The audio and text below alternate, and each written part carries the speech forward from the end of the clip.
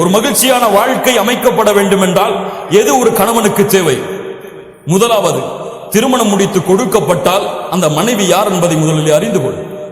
யார் அந்த மனைவி? அந்த பெண் யார்? அந்த பெண்ணுடைய தன்மை என்ன? அந்த பெண்ணுடைய நன்மை என்ன?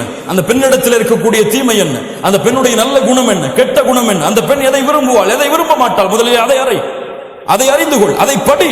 அந்த பெண்ணோடு வாழ்ந்து அதை படி. அதை படிக்காமல் நீ ஒரு கற்பனையை செய்து கொண்டு இதுபோல் தான் என் மனைவி இருக்க வேண்டும் என்று நினைக்காது. உலகத்தில் யாருக்கும் அல்லாஹ் ரப்புல் ஆலமீன், அல்லாஹ் நாடியவர்களை தவிர. யோசித்து பாருங்கள் மூமின்களை.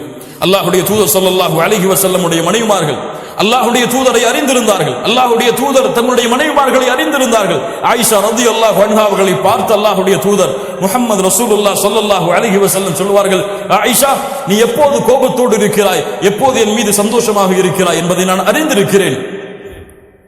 எப்படி அல்லாஹ்வுடைய தூதரே, நீ கோபத்தோடு இருந்தால் சொல்லுவாய் இப்ராஹிமின் இறைவனின் மீது சத்தியம் செய்கிறேன் என்று. நீ சந்தோஷத்தோடு இருந்தால் சொல்லுவாய் முஹம்மதின் இறைவனின் மீது சத்தியம் செய்கிறேன் என்று. லா இலாஹா இல்லல்லாஹ். மனைவி அறிந்திருந்த கணவன் யார் உதாரணம் வேண்டும் இதைவிட? ஒரு மனைவி எப்போது சந்தோஷப்படுவாள், கோபப்படுவாள்? முஹம்மது ரசூலுல்லாஹ். இது சமூகத்துடைய தலைவருக்கு தெரியும். லா இலாஹா இல்லல்லாஹ். யோசித்து பாருங்கள். அப்படி தெரியவில்லையா? அந்த மனைவியை புரியவில்லையா? அல்லாஹ்விடத்திலே பிரார்த்தனை செய்யுங்கள். எப்போது? அந்த பெண்ணை திருமணம் முடித்த உடன் அந்த பெண்ணுடைய முனியை பிடித்து விட்டு அல்லாஹ்வுடைய தூதர் என்ன உதவ சொன்னார்கள்? அல்லாஹும்ம இன்னி அஸ்அலுக மின் கைரிஹா வ கைரி மா ஜுபிலத் அலைஹி. யா அல்லாஹ், இந்த பெண்ணுடைய நன்மைகளை எனக்கு கொடு. இயற்கையில் அமைந்த இந்த பெண்ணுடைய நன்மைகளை கொடு. தீமைகளை, இந்த பெண்ணிடத்திலிருந்து வரக்கூடிய தீமைகளை தடுத்து விடு. இந்த பெண்ணுடைய இயற்கையான தீமைகள், இந்த இயற்கை குணத்துடைய தீமைகளிலிருந்தும் என்னை பாதுகாத்து விடு. எத்தனை பேர் இந்த துஆ செஞ்சோம்? எத்தனை பேர் இந்த சுன்னத்தை ஆயாத்தாக்கணும்? மீதி இருக்கவங்க எல்லாம் என்ன செய்வீங்க? இன்னொரு திருமணம் செய்வீங்களா? லா இலாஹா இல்லல்லாஹ். கண்ணியத்துக்குரியவர்களே, அல்லாஹ் ரப்புல் ஆலமீன் நம்மை பாதுகாப்பானாக. அல்லாஹ்விடத்திலே முறையிடு. யா அல்லாஹ், இந்த பெண்ணுடைய நன்மையை கற்றுக்கொடு, இந்த பெண்ணுடைய தீமையை கற்றுக்கொடு. அந்த பெண்ணிடத்தில் நன்மையும் இருக்கும், தீமையும் இருக்கும். இரண்டும் இல்லாத பெண் இந்த உலகத்தில் யாரும் கிடையாது. அல்லாஹ்வுடைய தூதர் ஸல்லல்லாஹு அலைஹி வஸல்லம் அதனால் தான் சொன்னார்கள், எந்த ஒரு மூமினான ஆணும் எந்த ஒரு மூமினான பெண்ணும் பிரிந்து விட வேண்டாம். அவர்களிடத்தில் இருக்கக்கூடிய வெறுப்பின் காரணமாக அந்த கணவன் அந்த பெண்ணிடத்திலே ஒரு குணத்தை கொண்டு வெறுப்படைந்தால் இன்னொரு குணத்தை கொண்டு திருப்தி அடையட்டும். உன் மனைவி உன் மீது கோபப்படுகிறாளா, உன்னை சரியான முறையில் கவனிக்கிறாளே, அதை நினைத்து திருப்தி அடை. உணவு அவர்களுக்கு சரியாக சமைக்க தெரியவில்லையா, உனக்கு சமைத்து கொடுக்க வேண்டும் என்று எண்ணம் இருக்கிறது இந்த காலத்திலே, அதை நினைத்து திருப்தி அடை. உன்னை கவனிக்க வேண்டும் என்ற எண்ணம், ஆர்வம், உனக்காக வாழக்கூடிய பெண்ணாக மாறுகிறாளே, அதை நினைத்து திருப்தி அடை. லா இலாஹா இல்லல்லாஹ். அல்லாஹ்வுடைய தூதர் ஸல்லல்லாஹு அலைஹி வஸல்லம் சொன்ன அறிவுரை. அல்லாஹ் ரப்புல் ஆலமீன் சொல்கிறான், உங்களுடைய மனைவிமார்களிடத்தில் நல்ல முறையில் நடந்து கொள்ளுங்கள். அவர்களிடத்தில் சில வெறுப்பை கண்டால் அல்லாஹ் ரப்புல் ஆலமீன் அந்த வெறுப்பை பல நன்மைகளாக அல்லாஹ் உங்களுக்கு ஆக்கி தருவான். குர்ஆன் கொடுக்கக்கூடிய சான்று கண்ணியத்துக்குரியவர்களே. இரண்டாவது, உங்களுடைய மனைவி கிடைத்தால் உங்களுடைய மனைவியுடைய பொருத்தத்தை அடைவதற்காக வாழ முயற்சிக்காது. முடியாது. எந்த பெண்ணுடைய பொருத்தத்தையும் உலகத்தில் யாரும் அடைய முடியாது. நீங்க தங்கத்தை வாங்கி கொடுங்க, கோடி கோடியா கொட்டுங்க, அந்த பெண் உங்களை கொண்டு திருப்தி அடையவே மாட்டார். வேண்டும் வேண்டும் வேண்டும், என் கணவனுக்கு அது செய்யலையே தான் யோசிப்பா. அது பெண்ணுடைய இயற்கை குணம். எல்லாம் செஞ்சதை யோசிக்க மாட்டான். அப்ப என்ன செய்யணும்? அல்லாஹ்வை திருப்திப்படுத்த வேண்டும் என்று பெண்ணுக்கு கொடு. அல்லாஹ்வை திருப்திப்படுத்த வேண்டும் என்று ஒரு கவல உணவை உன்னுடைய பெண்ணுடைய மனைவியுடைய வாயில் ஊற்றி கொடு. ஊட்டு. அல்லாஹ்வை திருப்தி அடைய வேண்டும் என்பதற்காக உன்னுடைய பெண்ணை முத்தமிடு. அல்லாஹ் ரப்புல் ஆலமீன் அந்த பெண்ணுடைய திருப்தியை வாங்கி கொடுப்பான். நீ செல்ல வேண்டிய யாரிடத்தில் தான்? அல்லாஹ்விடத்தில். அல்லாஹ்விடத்திலே பொருத்தத்தை தேடி உன் மனைவி இடத்திலே நீ நடந்து கொள். அல்லாஹ் அதை பொருந்த வைப்பான். உன் மனைவியின் பொருத்தத்தை தேடி சென்றால் அந்த பெண் மரணமாகும் வரை அந்த பொருத்தத்தை உன்னால் அடைய முடியாது. மூன்றாவது, அந்த மனைவியிடத்திலே பேசும்பொழுது என்ன வார்த்தைகளை பேசுகிறோம் என்று யோசித்து பேசு. ஒரு பெண் வார்த்தைகளை கவனிப்பாள். ஒரு சின்ன வார்த்தையை ஏதோ கோபத்தில் சொல்லியிருப்பீங்க, அந்த வார்த்தையை அவர் இறுதி காலம் வரை ஞாபகம் வைத்து சொல்லிக்கொண்டே இருப்பாள். வார்த்தைகளை சரியாக பேசுங்கள். அல்லாஹ்வுடைய தூதர் ஸல்லல்லாஹு அலைஹி வஸல்லம் அவர்களுடைய முறை, அவர்களுடைய மனைவிமார்களுடைய உள்ளங்களை வார்த்தைகளால் காயப்படுத்த மாட்டார்கள். நான்காவது, எல்லா நேரத்திலும் அன்போடும் பாசமோடும் காதலோடும் ரொமான்ஸ் ஓடும் வாழ் ஹலால், ஹலால், ரொமான்ஸ் ஹலால், காதலிப்பது ஹலால். யாரை? கல்லூரியில் படிக்கும் பொழுது கல்லூரியில் படிக்கக்கூடிய வாலிப பெண்ணை அல்ல, ஹராம். அந்த பெண்ணோடு பேசுவதில்லை, அந்த பெண்ணோடு டேட்டிங் செய்வதில்லை, ஹலாம், ஹராம். டேட்டிங் ஹலால் எப்போது? திருமணத்திற்கு பிறகு. சேட்டிங் ஹலால் எப்போது? திருமணத்திற்கு பிறகு, திருமண ஒப்பந்தம் நடந்ததற்கு பிறகு. அல்லாஹ்வுடைய தூதர் ஸல்லல்லாஹு அலைஹி வஸல்லமுடைய வாழ்க்கையை பாருங்கள். ஆயிஷா ரலியல்லாஹு அன்ஹா சொல்கிறார்கள், நானும் அல்லாஹ்வுடைய தூதரும் ஒரே பாத்திரத்திலே குளிப்போம். லா இலாஹ இல்லல்லாஹ். இருவரும் மாறி மாறி ஊற்றிக்கொண்டு குளிப்போம். எத்தனை பேர் நம்முடைய மனைவிமார்களோடு குளித்தவர்கள்? லா இலாஹ இல்லல்லாஹ். திருமணம் முடிக்காத வாலிபர்கள் இருந்தால் கொஞ்சம் பொறுத்துக் கொள்ளுங்கள், அல்லாஹ்விடத்திலே பிரார்த்தனை செய்யுங்கள், கற்பனையில் மூழ்கி விடாதீர்கள். லா இலாஹ இல்லல்லாஹ்.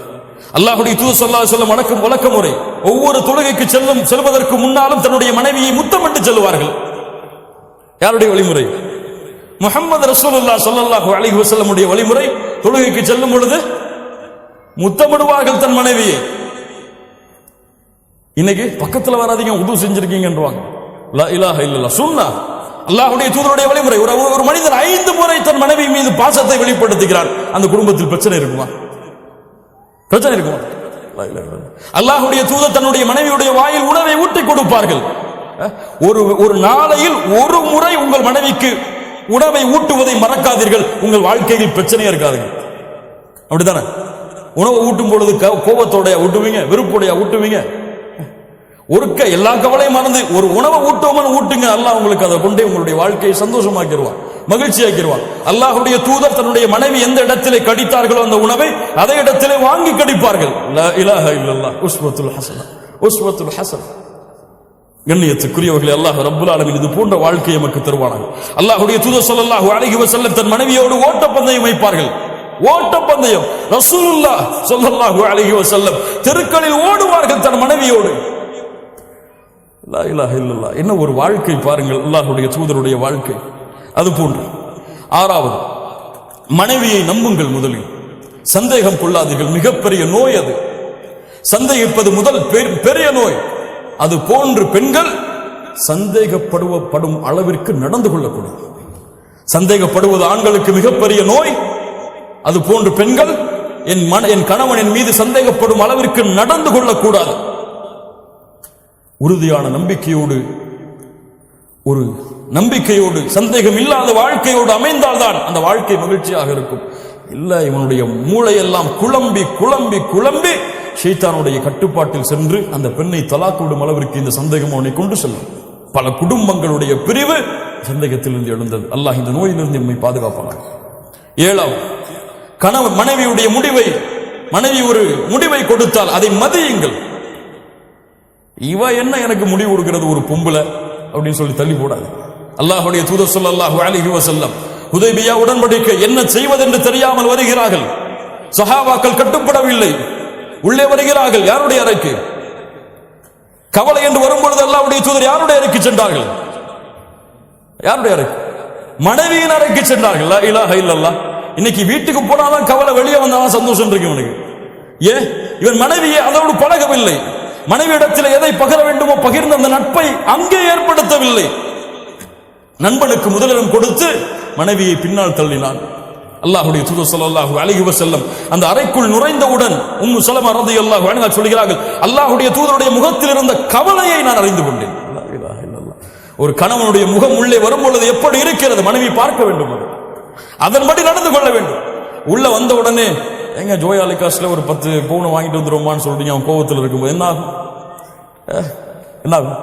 அல்லாஹ்வுடைய தூதர் ஸல்லல்லாஹு அலைஹி வஸல்லம் உம்மு ஸலமா ரலியல்லாஹு அன்ஹா கேட்டார்கள், அல்லாஹ்வுடைய தூதரை ஏன் இந்த கவலை, ஏன் இந்த கவலை?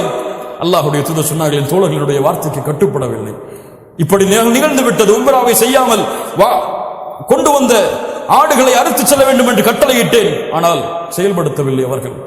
அல்லாஹ்வுடைய தூதரை ஒன்றை சொல்லுகிறேன், நீங்கள் சென்று செயல்படுத்துங்கள், உங்களை பின்தொடரும் உங்கள் தோழர்கள். லா இலாஹ இல்லல்லாஹ். உம்மு ஸலமா ரலியல்லாஹு அன்ஹாவுடைய வார்த்தைக்கு கட்டுப்பட்டு அல்லாஹ்வுடைய தூதர் வெளியே சென்று தங்களுடைய தலையை மடித்தார்கள். உம்ராவுடைய கடமையை முடித்ததற்கு பதிலாக ஆடுகளை அறுத்தார்கள். சஹாபாக்கள் அதை பின்தொடர்ந்தார்கள். உம்மு சலமா இல்லையே எங்களுடைய மனைவிமார்கள்னு கேட்காதீங்க. லா இலாஹ இல்லல்லாஹ்.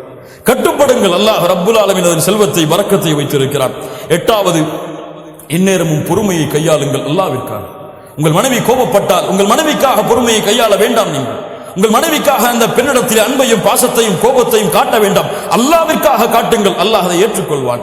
அல்லாஹ் ரப்புல் ஆலமீன் மனைவி கோபப்பட்டால் நான் அதை சகித்துக் கொண்டால் அல்லாஹ் எனக்கு கூலி கொடுப்பான் என்பதற்காக காட்டுங்கள். அல்லாஹ் உங்களுக்கு கூலி கொடுப்பான். இதை கொண்டு அல்லாஹ் எங்களை சொர்க்கத்திலே ஒன்று சேர்ப்பான் என்று காட்டுங்கள். அல்லாஹ் அதை உங்களுக்கு சொர்க்கத்திலே ஒன்று சேர்ப்பான்.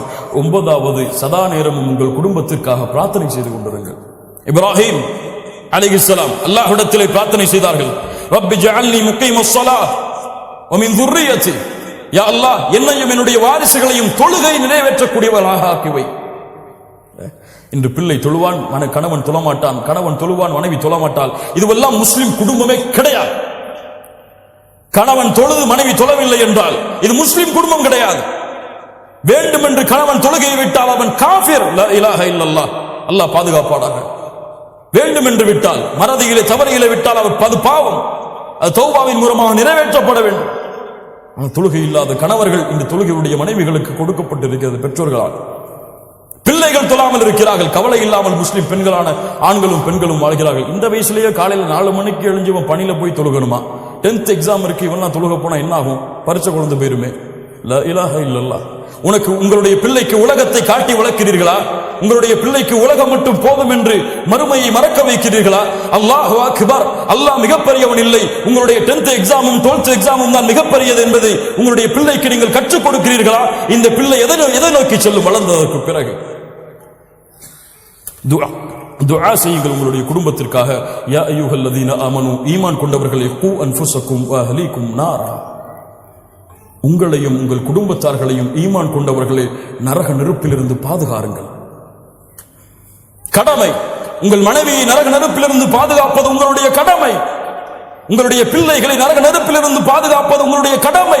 10th எக்ஸாமுக்கோ 12th எக்ஸாமுக்கோ அல்லது உலகத்தில் மிகப்பெரிய நிறுவனங்களில் வேலை செய்யும் அளவிற்கோ உங்களுடைய பிள்ளைகளை வளர்ப்பது உங்களுக்கு தேவையாக இருக்கலாம், உங்கள் மீது கடமை கிடையாது. நாளை மறுமையில் அல்லாஹ் உங்களுடைய பிள்ளையை இன்ஜினியர் படிக்க வைத்தீர்களா என்று கேட்பானா? டாக்டர் படிக்க வைத்தீர்களா என்று கேட்பானா? உங்களுடைய பிள்ளைக்கு மார்க்கத்தை கொடுத்தாயா? நரகத்திலிருந்து வெளியே வரக்கூடிய காரியங்களை கற்றுக் கொடுத்தாயா? உன்னுடைய பெண்ணுக்கு ஹிஜாபை கற்றுக் கொடுத்தாயா?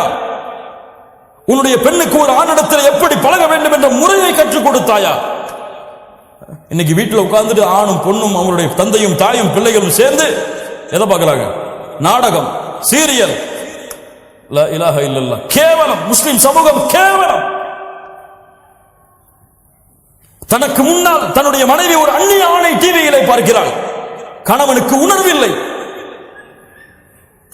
ஒரு மனைவி ஒரு கணவன் பார்க்கிறான் தன்னை தவிர இன்னொரு பெண்ணை. நேரடியாக பார்த்தால் தான் தவறா? டிவியிலே பார்த்தால் தவறு கிடையாதா? தவறு கிடையாதா? என்ன விளக்கம்? பிள்ளைக்கு பார்க்க கொடுக்கிறார்கள். உன் பிள்ளை ஒரு ஆணை தெருவிலே பார்த்து சென்றால் சம்மதிப்பார்களா அந்த பெற்றோர்கள்? டிவியிலே பார்த்தால் சம்மதிக்கிறார்கள். அப்படி பார்க்கவிட்டால் அவனை போன்று திருமணம் செய்ய வேண்டும் என்று ஆசைப்பட்டு ஒரு வாலிபனை காதலிக்காமல் என்ன செய்வாள்?